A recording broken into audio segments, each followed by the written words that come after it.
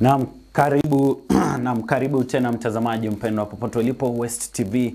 Staftahi katika awamu hii ya tatu na ya mwisho, ambapo kama nilivyokuahidi kila siku ya Jumatano huwa tunakuwa na mgeni wetu ambaye ni Dakta Laura Mhadhiri, chuo kikuu cha Kibabii, ambapo huwa tunaangazia masuala tofauti katika jamii na katika taifa hili la Kenya, ili upate tu fursa wewe kama mtazamaji pale kuweza kufahamu mengi kuhusiana na masuala ibuka katika jamii. Na hii leo kama nilivyokuarifu, tutakuwa tukiweza kuangazia swala nzima la sheria za leba. Wewe kama ni mfanyikazi, ni nini ambacho unastahili kuweza kufahamu kuhusiana na haki zako pale kama mfanyikazi, maeneo ambayo unafanya kazi. Kama wewe ni mfanyikazi wa serikali ama katika sekta ya kibinafsi, tutakuwa tukiangazia sheria hizo. Ni vima juzi tu ambapo tuliweza kusherehekea siku hiyo ya leba, na tuliweza kuona wengi wakiweza kujitokeza kuzungumzia changamoto ambazo ziliweza kuwakumba, na tutakuwa tukiangazia kwa kina zaidi masuala hayo. Karibu sana mtazamaji. Kwenye Twitter ni @westtv_Kenya, nambari ya rafa 0705780844. Tueleze uko wapi, na ukiwa na swali kwake Dakta Laura pia tutakuwa tukiweza kupokea na kuweza kuchanganua masuala hayo hapa kwenye kipindi. Karibu sasa tuweze kuandamana hadi tamati. Mimi bado ni Eric Lumbasi. Na karibu Dakta Laura, baada ya kukutana tena hapa tangu juma lililopita. Sijui shughuli zimeweza kuaje kule uliko? Asante sana. Vile mmeambiwa, naitwa Dakta Laura Mhadhiri, ni mhadhiri katika chuo kikuu cha Kibabii. Na niko hapa leo kuangazia masuala ya wafanyikazi. Na leo wafanyikazi nataka kuangazia wale wanaofanya kazi katika shule za sekondari, primary schools na hospitali, wale wenye wanaitwa support staff. Yeah. Asante. Labda tukiweza kuanza tu na swala hili nzima.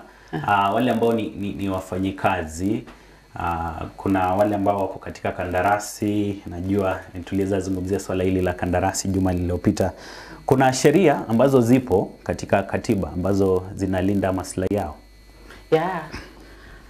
Kwanza kama Wakenya wote tunalindwa na katiba. Kuna sheria zinatulinda wote kama katiba na kama wafanyikazi. It's your constitutional right to seek for a job and to be employed. Sasa nikiangazia sana sana support staff, wewe vile uko kwa hiyo shule unafanya kazi, how were you engaged? Uliandikwa ile kazi aje? Uliona advert, ukapeleka your application and then you are considered? Ulipewa barua ya kuonesha wewe unafanya kazi katika ile shule au la? Na katika ile barua ilikuwa imeangazia your terms and conditions of service ama au la? Sasa yafaa watu wajue kwamba ukifanya kazi kama support staff, you are in an open contract. Yeah, open contract, meaning that you are not on permanent and pensionable. Lakini katika katiba unajua yastahili ujue kwamba okay, what are your rights as a support staff in the school? Ule mshahara ambao unalipwa wewe, has it been provided for? Is it as per the law? Yeah, because we have minimal wages. Yeah, and the minimum wages per worker in this country was said during Labor Day, and it has also been provided for in the law. Yes. It's supposed to be around 380 shillings per day. Sasa unaweza sema unajua my employer is different, you know, pengine wako chini kifedha, vitu kama hizo, lakini umejua unapata pesa ngapi kila siku ama wakati ambao you have agreed with the employer. Because if it's an open contract, you also say how long are you supposed to work before you are paid. And remember, umeenda katika hiyo shule kufanya kazi, to give your service before you are paid. Na wewe kama mfanyikazi pia, do you abide by the rules and regulations that have been given by the school? For example, do you keep time? Yes. Yeah. Are you competent in what you do? Ama kazi yako ni kwenda tu na kuangalia vile watu wengine wanafanya kazi?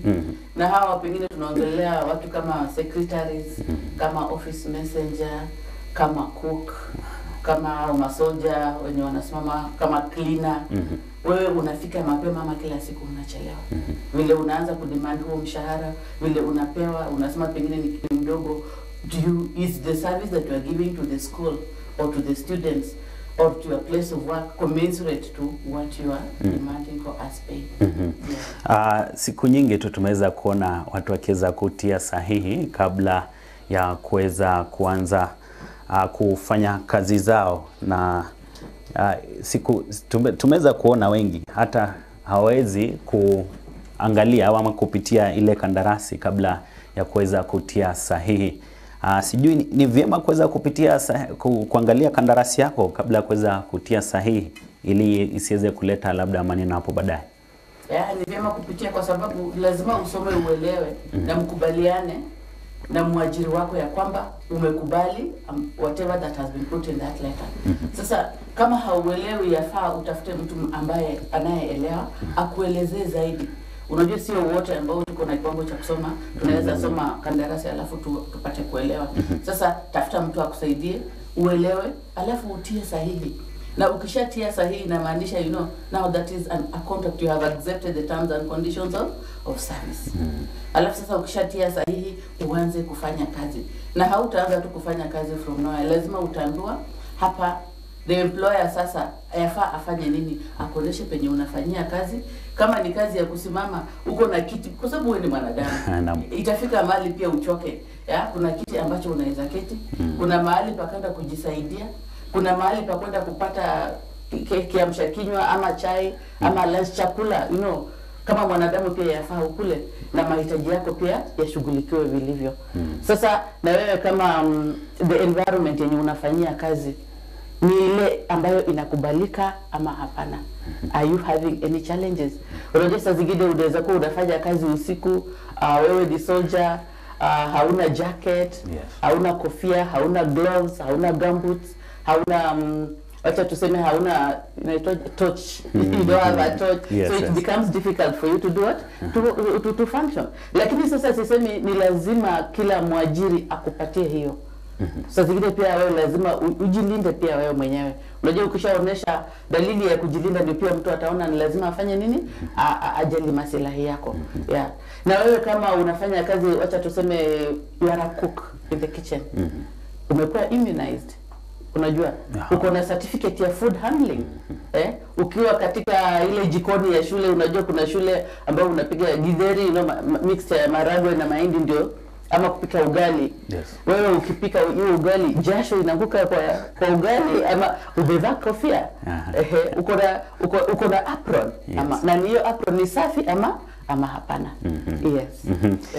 Tukikuja pale kwa the minimum wage, kuna wale ambao kidogo wamekuwa wakilalamika kuwa hawapati mshahara kwa muda ambao unastahili. Sheria hizi ambazo ziko zinamsaidia aje yule ambaye anafanya kazi pale na labda ananyanyaswa kwa njia moja ama nyingine? Sheria inahitaji wewe kama mfanyikazi, kama unanyanyaswa, ambia your supervisor huko unanyanyasa. Na ukishaongea na supervisor pia ni mwanadamu, akishajua akawa anakunyanyasa, you discuss and agree what is it that you can do to improve your terms and conditions of service. Is it the environment? What is causing hiyo kunyanyaswa? Is it the environment? Ama wewe pia kama mfanyikazi ndio unaleta hiyo kunyanyasa? Unajua saa zingine okay, I'm a human resource professional and we believe that we have workers who love to do what they do. Na kuna wengine lazima they are forced to work. Sasa umeenda umefika kazini umeketi.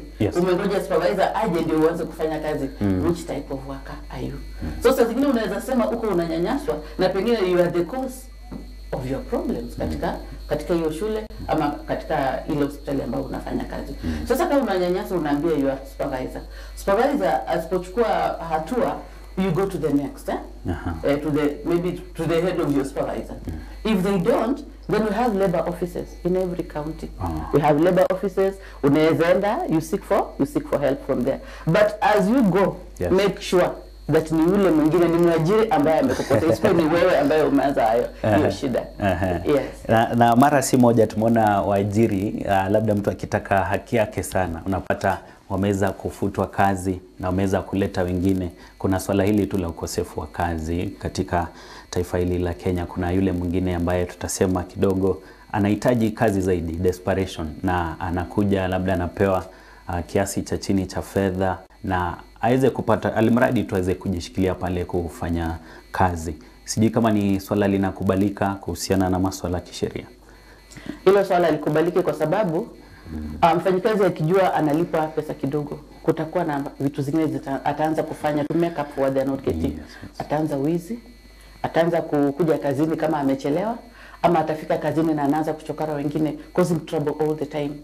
And you know, the constitution provides for fairness, yeah, equal treatment of people within this country and even at the place of work. Sasa kama there's no equality, there's no equity, there is unfairness being meted kwa mtu, unajua itakuwa tena inaleta shida kubwa sana. Sasa unapata desperation inafanya mtu anasema hata kama analipa pesa kidogo, wacha nifanye nini, wacha niendelee kwa sababu mtoto wangu anasoma hapa. Kama for example, I don't have a specific school or hospital in mind, lakini najua kuna wale watu wanafanya kazi, pengine wewe ni matron na unalipa shilingi 6,000 kwa mwezi, na watoto wako pia wanasoma kwa shule, watoto wangapi? 2. Nani atakuwa na 6,000 inaweza lipa fees ya watoto 2? Hilo saa zingine yafaa uangalie mtu ambaye mfanyikazi ako na qualifications gani, unaona? Hata kama alikuwa desperate, mkaongea na ukasema umsaidie tu pesa ya sabuni, hata wewe kama mwajiri unaweza ishi kwa sabuni peke yake, unaweza ishi kwa kuoga peke yake. Ukienda kununua bidhaa madukani, you know, 1,000 bob, how much can 1,000 bob fetch for you? Na inaweza kupeleka kwa muda mgani? Sasa yafaa wafanyikazi wajue their rights, yeah. Yafaa wafanyikazi wakishajua their rights waongee na waajiri. Na waajiri pia they are protected by the same law again.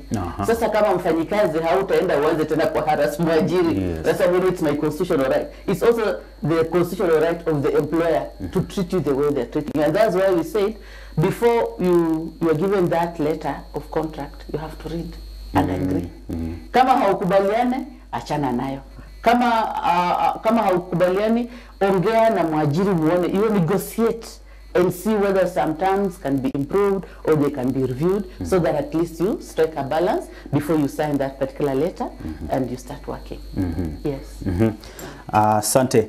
Pia kuna swala nzima baada ya kuweza kumaliza shule, kuna wale ambao wanasema wanaenda pale post internship. Sijui kama hao pia wanastahili kuweza kupata kitu kidogo pale wanapoendelea na ile post internship, ama hao pia hawajeza kuangaziwa pale katika sheria hizo. Now all our post internship, this one now will be determined by organization to organization and how you agree. For example, like TSA has provided for the graduates, wanaandikwa hiyo post internship, wanalipwa mshahara wenyewe wanajua ni pesa ngapi, lakini they also have provided for their graduates, yeah.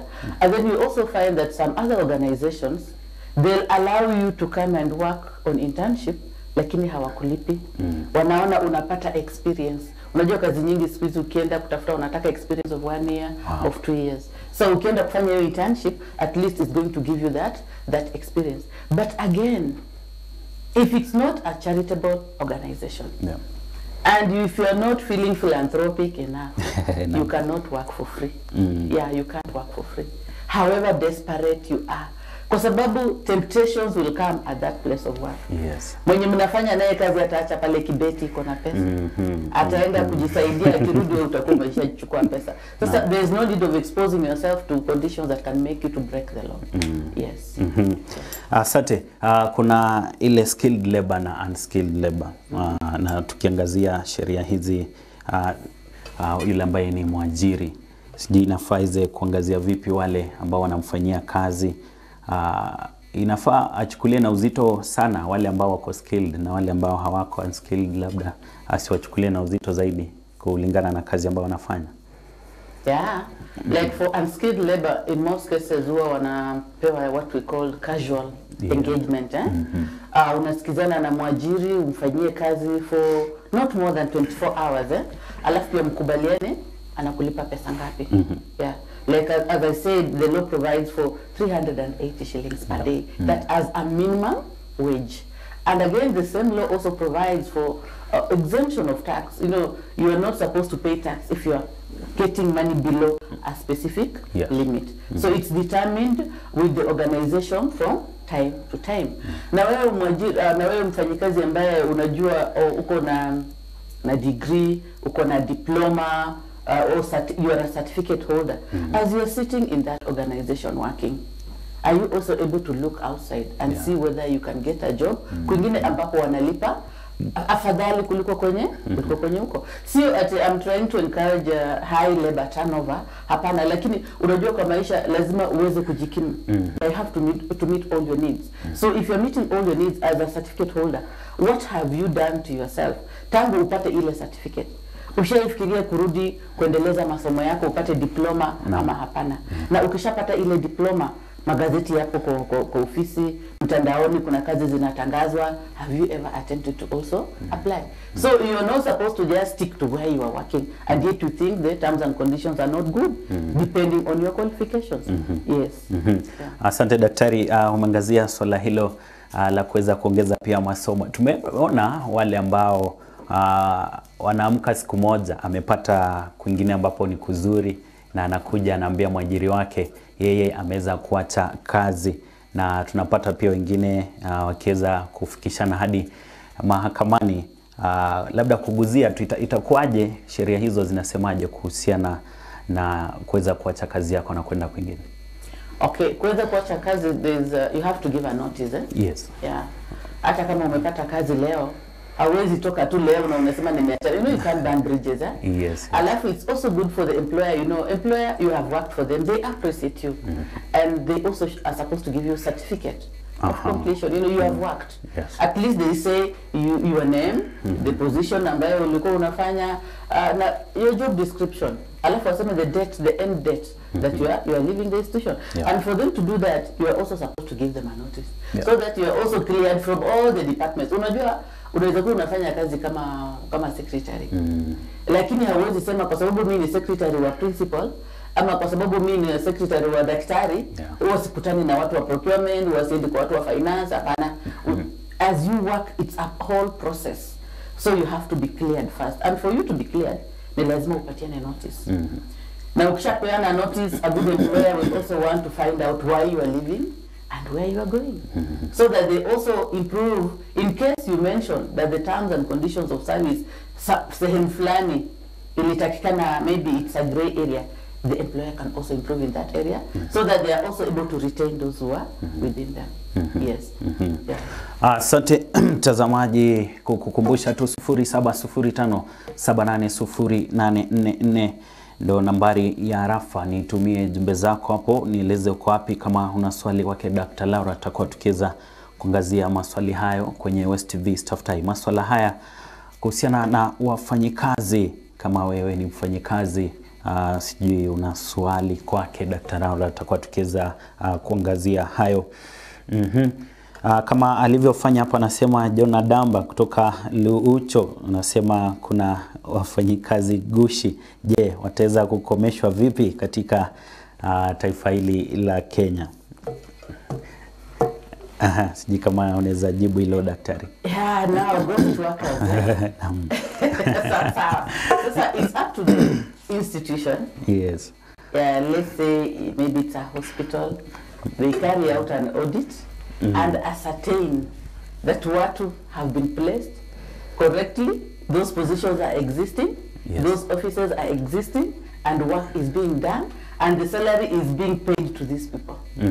So after the audit, they now identify the ghost workers. Then they lay them off. Because if you are ghost work, it means you don't have a letter of engagement, and you don't even have anywhere to sit, you don't even have work to do. But by the end of the month, you are earning. Mshahara unaenda mahali fulani. So it's up to the organization itself to carry out an audit. Or else I don't believe in these ghost workers. I don't know how they occur. But according to my profession, if you engage people correctly and you always have a data bank for all the employees within your organization, sidhani kama unaweza kuwa na ghost workers. But in case they are there, then an audit is supposed to be done, and then a decision made. They are laid off. Yeah. Asante. Pia kuna swala nzima la kuweza kupata kama ni ajali pale kazini. Wanasema ajali haina kinga, lakini kama ni mfanyikazi pale umeweza kupata ajali, na inafaa uweze kushirikiana aje na mwajiri wako ili aweze kuhakikisha unapata matibabu kwa njia ambayo inastahili. Tumeweza kuona wengine wengi labda hata wanapigwa risasi ama wanapata ajali kwa njia moja, mkono unavunjika ama mguu, na wanaumia sana kuweza kupata matibabu. Sasa kuna there's an act called Work Injury Benefit Act. Yes. That's where now we draw that.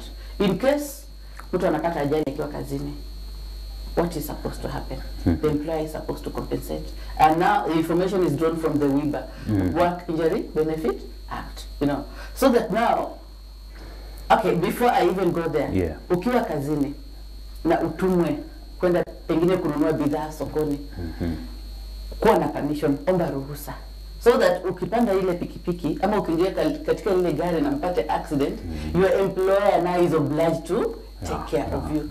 Lakini this issue of kuhepa tu na ukachomoka na umepata accident, and you start claiming that you got an accident while in the duty, you know, while working, it will not suffice. Mwajiri atajitetea anasema mimi sijui.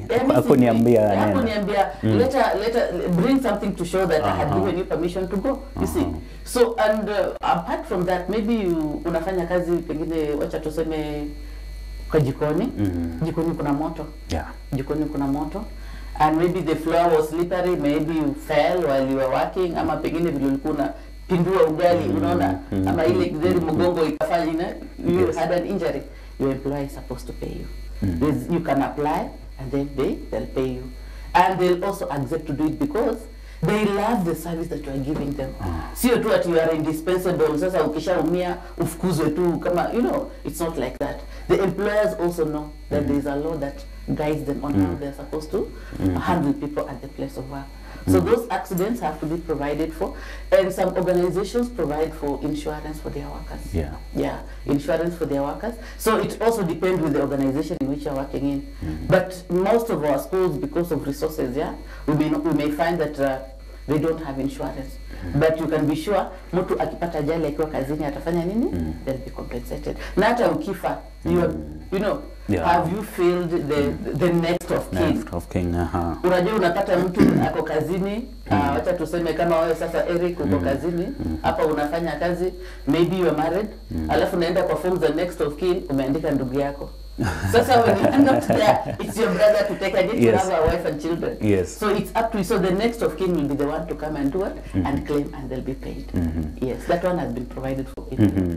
So unasema ni muhimu sana kuweza kuangazia vile unajaza ile fomu ya ni nani inafaa iweze kuangazia kama iwapo utaaga dunia ama uweze kupata ajali kwa njia moja ama nyingine. Unajua wengine wanajaza tu sababu kuna kujaza. Asante. Kuna tukiweza kusonga mbele pia kuna swala nzima la wale ambao ni watetezi pale kazini. Tumeweza kuona hata kule katika vyuo vikuu, unasema kuna wale ambao wanasimamia maslahi pale, na wamekuwa wakizungumzia swala nzima la kuweza kutetea maslahi ya wafanyikazi. Hili linakubalika katika sheria hizo?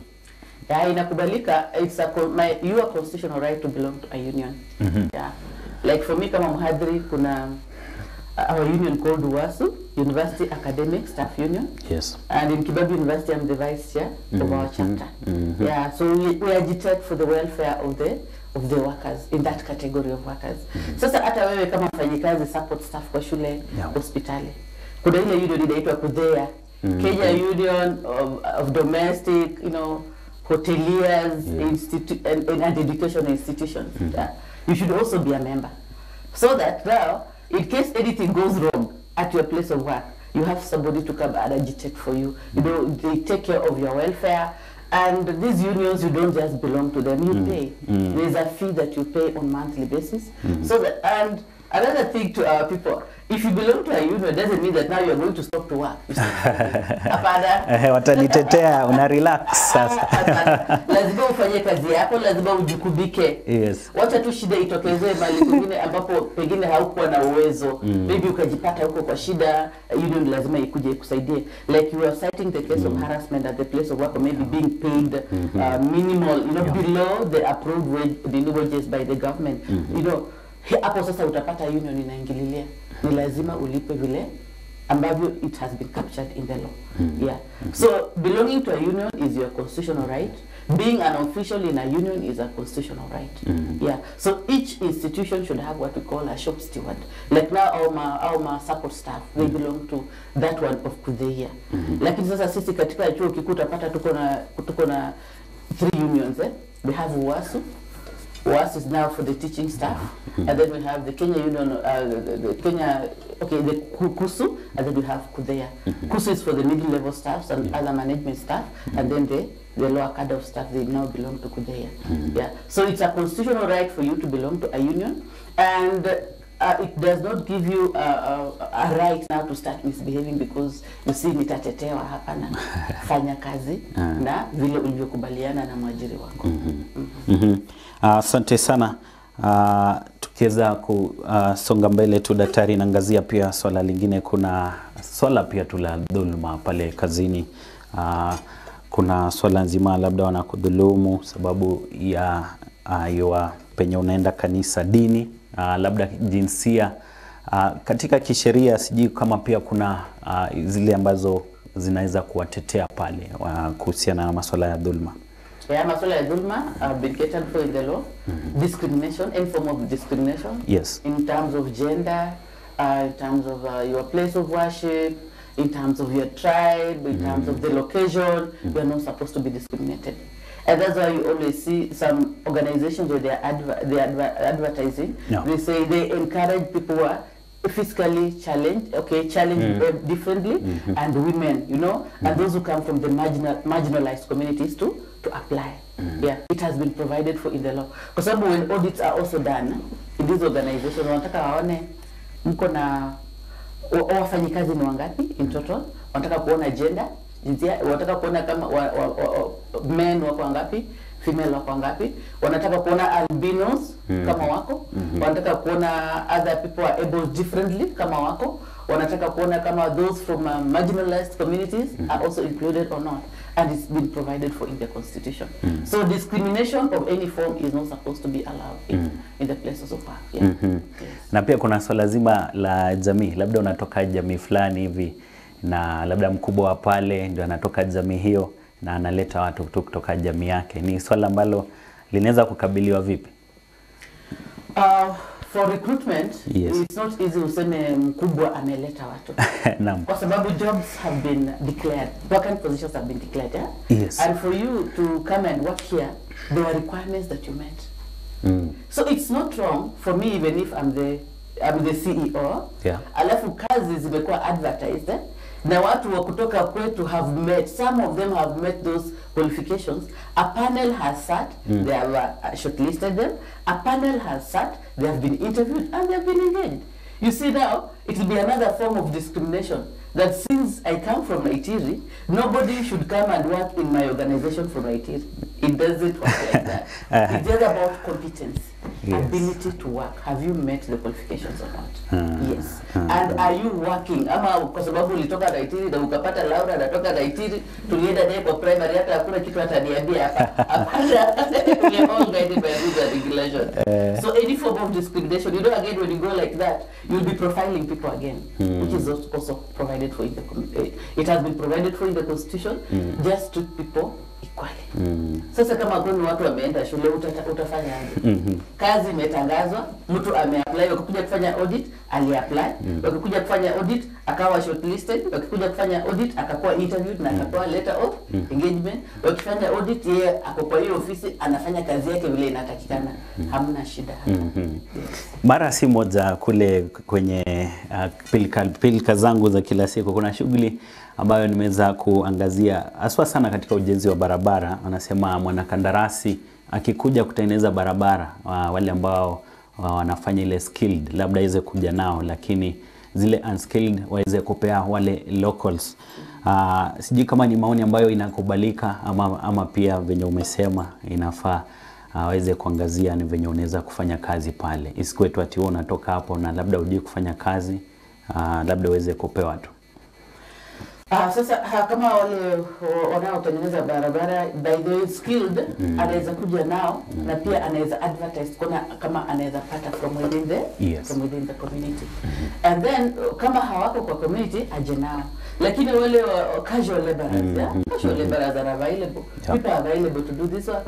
I've seen many a times mtu huendesha boda lakini akipata kazi mahali ya mjengo, kazi mahali ya kukata mbao, they are always all over because they've been given that particular chance. By the end of the day is the ability for somebody to do this work. Ataweza kusukuma ile wheelbarrow. Kama nimeona kazi mtaani, wasichana na wavulana wote wanafika. You know, when I was growing up in secondary school, a form of punishment was cutting grass, and we used to think about it so badly because cutting grass is the work for them. So how can a girl cut grass? You see, but nowadays people are just doing that work. Yes. So with the unskilled laborers, you can source from within. Why? You have come to this community, you are making that road for them, let them be party to it. And when somebody is party to doing something, they will not spoil it. They're going to take care of it. Yes. Lakini jini mkuje tu mtengeza, mtu utakuja asibia amelima amepanda kwa mandizi. Yeah, because they are not involved. Yes, they will take care of it because it's going to serve them. And also for you to be able to allow them, pia wapate sabuni. So is it right, daktari? Pia kuna mara, kuna wakati fulani, watu kutoka eneo fulani wanasema kuna labda taasisi fulani eneo hilo, na wanasema ni haki yetu sisi kuweza kupata kazi katika taasisi hii sababu iko hapa karibu na sisi, kuweza kufanya kazi pale na wasiweze kuleta watu kutoka maeneo ya nje.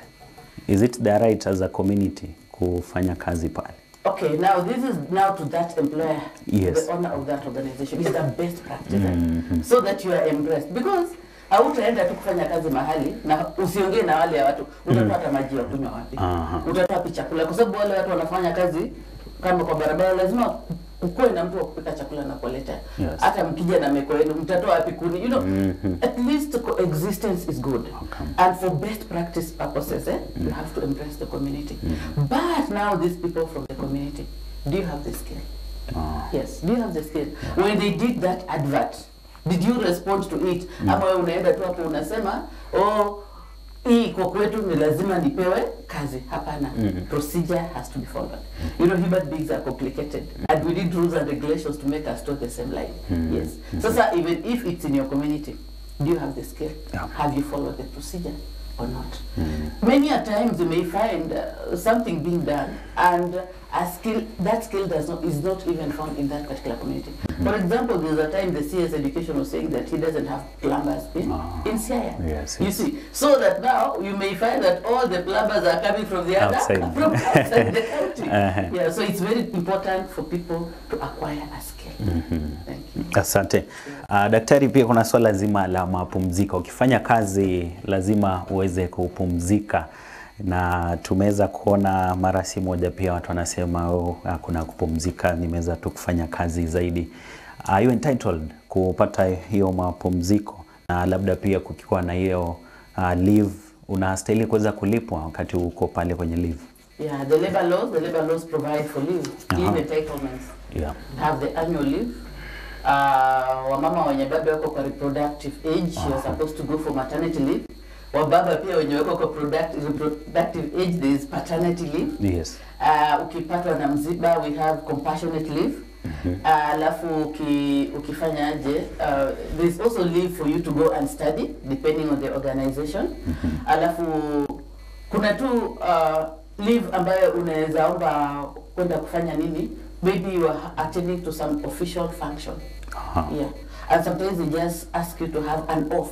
They give you an official permission for you to go away for like 2 or 3 days to attend to that particular thing, and then you come back.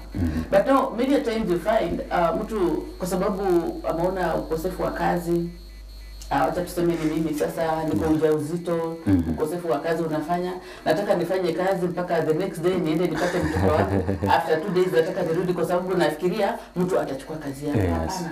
Ukweli ni kwamba the service that I give to my employer is important, but it's also good for me to go on leave so that upate ile nguvu ya kuendelea kufanya kazi. Ukifanya kazi throughout the year without going on leave, you will experience what we call burnout. Yeah.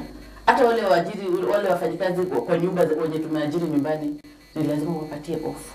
Lazima wapumzike, they are human beings.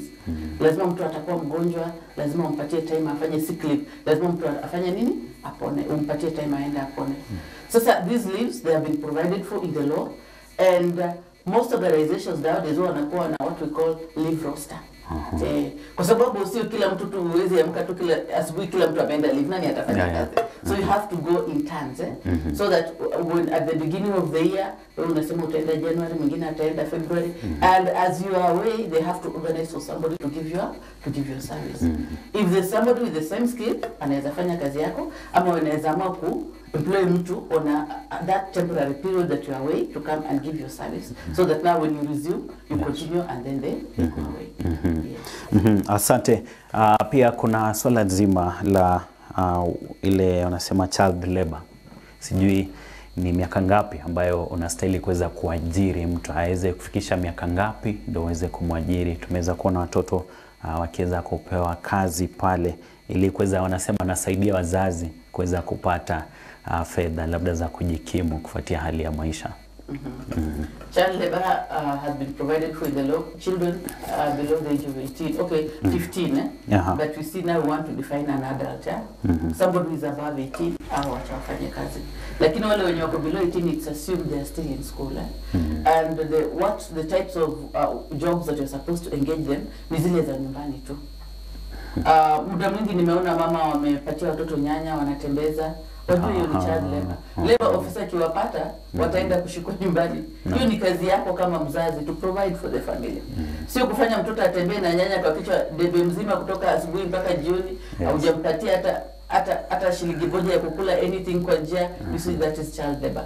Ama watu wanaofanya kazi barabarani, unapata watoto 15 years, 14 years wanakuja wanataka kufanya kazi. You are endangering yourself. Those are children. You are not supposed to engage them. Na hata hivyo unapata watu wanamisusi watoto kama hao kwa sababu wamejua wewe ni mtoto, so badala ya kulipa shilingi 380 kwa siku vile wanalipa wale wakubwa, wewe unapewa shilingi 100. You are being misused. Yeah. So according to the law, children are not supposed to be engaged in labor. Yes. Labor practices no.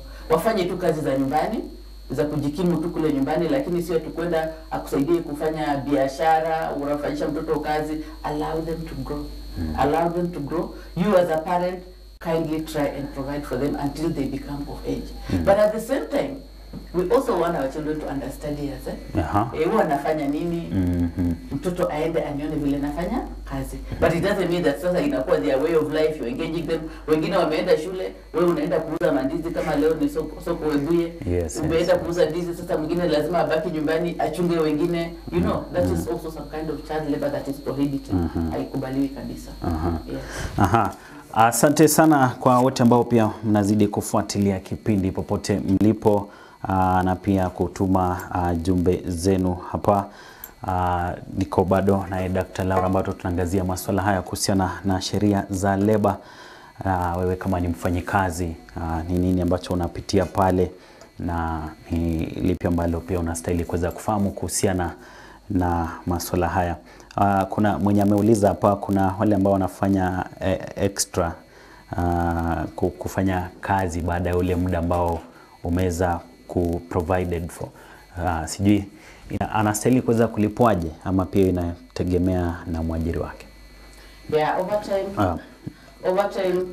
saa zingine unaweza pata mfanyikazi ako na kazi mingi kwa kiasi, na hiyo it has to be discussed with mwajiri. Mwajiri lazima wakubaliane kufanya kazi overtime. Unapata kuna waajiri wanapatia wafanyikazi wao offs, day offs, na kuna wengine wanalipwa pesa. Sasa sio vyema wewe kufanya kazi overtime na haupewi off na haulipwi pesa. Na sio vyema wewe kufanya kazi overtime na haujambia mwajiri wako uko unafanya kazi overtime. Unajua tena wafanyikazi wengine ni wajanja. Yes. Mchana wote mtu ameshinda tu. Ikifika saa 10 ndio sasa anafanya kazi mpaka saa 3 kabisa. Ule ujanja pia lazima tupime vizuri. So it's an agreement between you and na mwajiri wako. Yes. Uweze kujua na mwajiri ajue ni kazi ipi ambayo uko unafanya extra. Unaona? Mwajiri ajue kweli ni lazima ufanye ile kazi maybe because of a target. So that you agree. Now what is the compensation for this extra time that I've put in? Yeah. Sasa amwe ni either kupatia day offs ama amwe aseme atakulipa. And most organizations wameachia mambo ya kulipa kwa sababu unajua sisi wafanyikazi ni wakora. Yeah. Tunaketi tu ikifika saa 9 ndio tunainama tufanye kazi mpaka because you always want an extra and extra money on your payslip. Yes. Asante. Na labda ni lipi ambalo mwajiri anastahili kuweza kufanya ili kuhakikisha ile wanafunzi wale ambao ni wafanyikazi wake wako sawa na kuweza kufuata sheria hizo? Labda akifika aweze kuzungumza nao kuhusiana na sheria hizi kabla aweze kufanya kazi yao, ama inakuaje? Wajiri wanaweza involve the labor officers to draw for them up the policy to guide people within the organization. Because you know now when you have guidelines on how you're managing people, it makes it easy for application. You know now there'll be consistency. Unajua ukikuwa na shida, ukiwa mgonjwa, you're entitled to sick leave. Na normally most wajiri huwa wanafanya hivi, ukishaandikwa kazi kunakuwa na training. Wanakufunza juu ya their organization and what they normally get involved in and the expectation of you as an employee, ni nini ambacho wanahitaji kutoka kwako.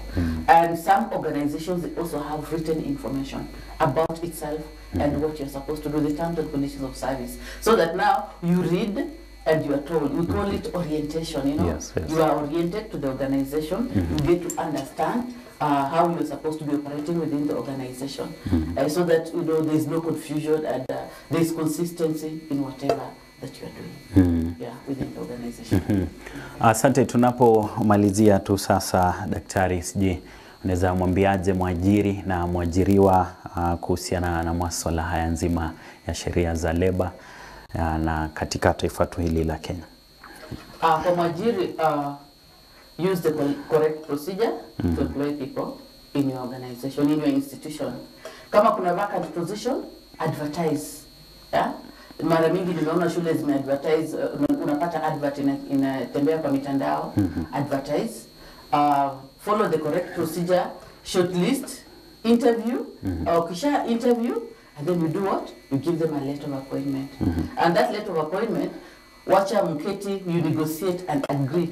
So that now, yule mfanyikazi ambaye umepata mgeni, aweze kusoma, aelewe na afanye nini? Assign. So that in case of anything, wakisema huyu ni mfanyikazi wa shule fulani, huyu ni mfanyikazi wa hospitali fulani, there is a letter. Na wewe mwajiri, umetafuta, na wewe mfanyikazi, umetafuta kazi umepata. Umeambiwa the job description, what you are supposed to be doing. Yes. Can you do as per that letter? Arrive on duty in time. Be official. Behave correctly within the place of work. Follow the procedures that have been provided for and the protocol that have been provided for. Unajua kuna wafanyikazi wengine wakifika kwa wanakuwa wajuaji sana, wanaanza kusumbua wenzao. Kwa sababu ameona mwajiri wake ako na kimo, mwili mdogo, na yeye pengine yeye ni mkubwa sana, naona yeye anashinda wote. Follow the rules and regulations that have been provided for. Na wajiri so many the labor laws, na wafanyikazi so many the labor laws, so that all of you are at the same level. Naam. Shukran sana mtazamaji, ndo kuhitimisha tu shughuli hapa West TV. Staftai, natumai umeweza kufahamu mengi ambayo yatakuwa kiweza kukusaidia wewe kama mfanyikazi popote ulipo kuhusiana na sheria hizi za leba. Asante sana. Jumatano ijayo pia atakuwa kirejea hapa Dakta Laura kuweza kuangazia masuala mengi zaidi ambayo yanazidi kujiri katika taifa hili la Kenya. Asante sana. Tumehitimisha West TV Staftai Jumatano hii. Tutakutana tena hapo kesho kwenye West TV Staftai tuweze kuangazia mengi. Mimi ni Eric Lumbasi, kuwa na mchana mwema.